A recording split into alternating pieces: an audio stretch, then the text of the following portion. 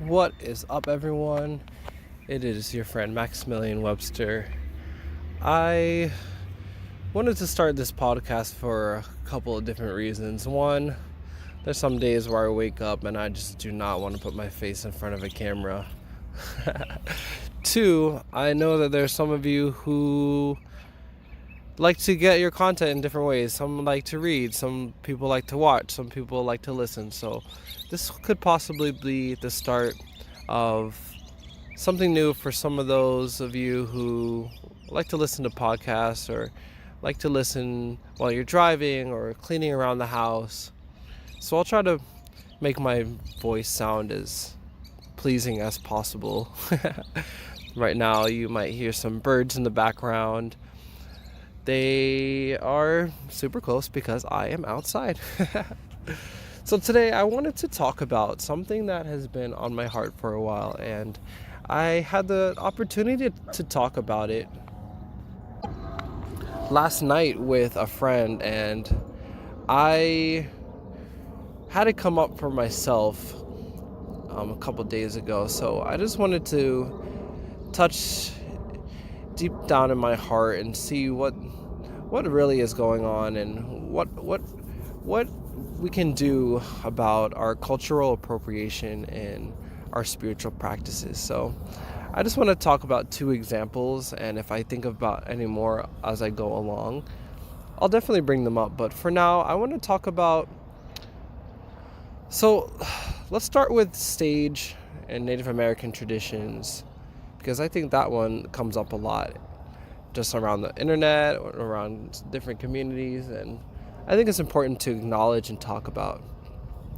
So for myself, I definitely started using sage in the beginning of my journey all the time. I was spending a lot of money on sage, and before I was a Reiki practitioner, and before I learned how to utilize the violet flame to transmute any energies around any energies that are not serving you to positive free energy that's in the best and highest good for everyone around us. Before I did that, I had spent a lot of money on sage, and honestly, I didn't know that there was such a controversy behind, people picking sage and selling sage. Apparently, it's a very sacred process, and it's a very very deep tradition, and rooted in Native American and other cultures probably. I'm not too sure off the top of my head, but just using this tool as a ancient healing and purification, way to clear energy. Some people use it to clear spirits from their house. And I think that we need to start looking at how we are, one, appropriating from different cultures from us. That means taking things from other cultures and just bringing them into our own and calling them our own. And then two, just acknowledging the fact that we are maybe, doing things from other people's traditions that may be sacred and very intimate for them, and just using it to our own gain and what that can look like. So first of all, and when I tuned into this last night before bed, and I prayed for some clarity on it, so that when I woke up I would be able to speak coherently about it. And basically what I got was, what is your intention? I believe that many of us, especially if we're on the heart-centered path or on the spiritual path, we have lived multiple lifetimes, actually countless lifetimes on this earth and in other planets. And how are we using these practices to elevate our consciousness, to heal the world, to heal ourselves, to bring more depth into our spiritual practices?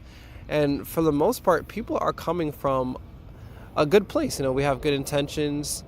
I mean, maybe I beg to differ for people that maybe sell sage just to make a profit. I mean, that's probably a different different story altogether. But I just really wanted to focus on what is your intent behind using these tools. Is your intent to actually heal, or are you doing it just to, get followers on Instagram? Are you doing it to, promote your business? Are you doing it in a pure heart-centered space, in a way that's uplifting others and feels like it's part of your soul mission? That's just something to keep in mind, because I believe that, let's say we have some, and there's going to be different and varying levels of this for what I'm about to say, but let's say that we have some passed away Native American elders, and one of them has passed away, and they come from a heart-centered awareness. They died with love and peace and gratitude and oneness, and they saw the higher connection between all, and they might look at your use of sage after their passing as a way to continue their legacy, to continue the work that has started for them long time ago, before you were even on this planet. So one could argue that, say this one elder is proud of the way that you're using sage. This elder is excited that you're continuing a tradition, and you're using this tool in a way that is helping humanity, helping the planet right now. Because a lot of people are coming into this new awareness, this new awakening, and we're obviously going to stumble upon things that resonate with us. And I argue that we find things that resonate with us for a reason, because they definitely speak to that resonance within you. If you felt that maybe you had a past lifetime in a different culture or in a different region, picking up something like sage may activate some cellular memory within you that may help to bring you more into alignment with your soul and with your life mission and your purpose. And I think that's just so powerful.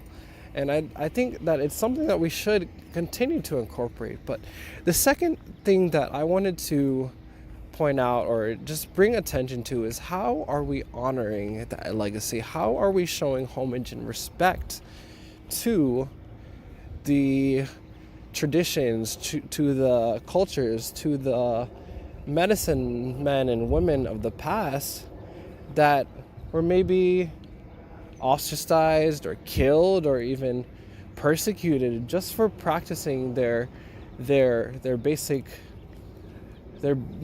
religion or their basic cultural practices. So that brings me to my example of my second elder. Let's say we have an elder, or just a person from a different culture that passed away, and doesn't have to be an elder, and they passed away with a lot of anger, a lot of fear towards other people, and they're really holding a grudge on humanity, or a certain group of humans, that is holding them in that negative vibration, that lower energetic space, where they might see someone in today's age using a practice such as smudge.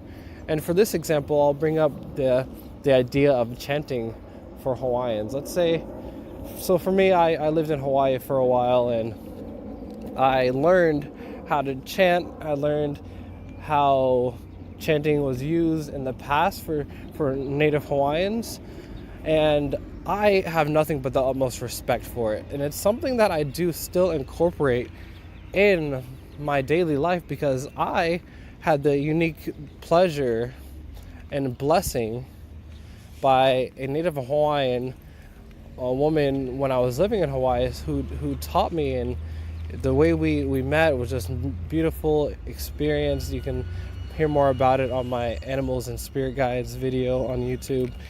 But it was just such a beautiful process of how we met and how our connection grew, and how she taught me the ways of the Native Hawaiian people and the practices and the beliefs. And that only instilled a sense of love and respect and profound appreciation for these people and their struggle.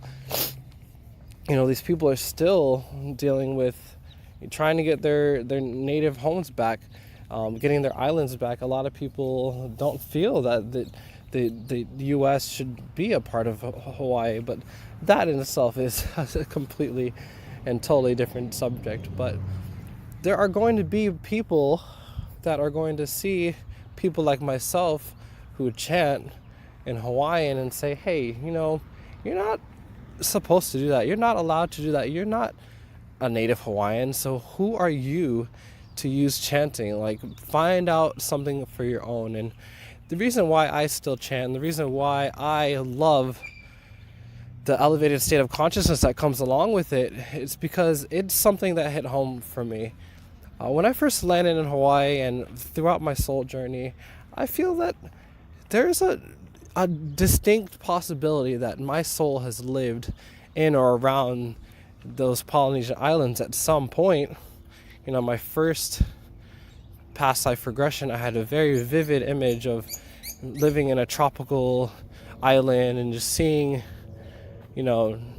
brown skin. And before I was really deep into past life regressions, it was really short, but it was very vivid. And when I got to Hawaii and when I lived there for multiple years, it definitely not only felt like home on a physical level, but on a soul level. It felt like I had been there before. I had been called back possibly, to become more in alignment with myself and my truth, and to be able to show up more in the world through that experience. So I guess the point that I'm trying to get across is that there are people that resonate with these certain tools and these practices, but we're doing it with the utmost respect, and we're doing it with honor, and we're actually telling people, where this came from, what it means, educating people so that a legacy of a people is not diminished or, belittled or tossed to the wayside.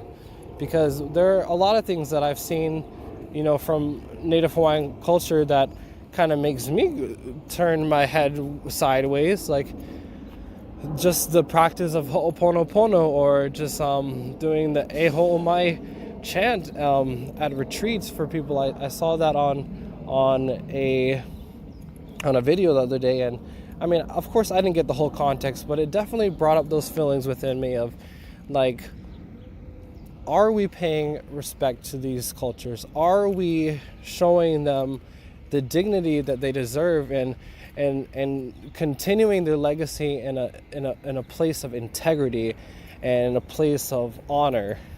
So that's just my thoughts about the whole thing. And I'm sure that there are some guides around you, or some non-physical ascended masters that are rooting for you to use these practices. They're rooting for you to come up with a unique and personalized way to approach your spirituality, in a way that will connect you with your higher self, that will connect you with your soul purpose and your soul mission. So that is just my take on the whole idea of cultural appropriation in the spiritual community.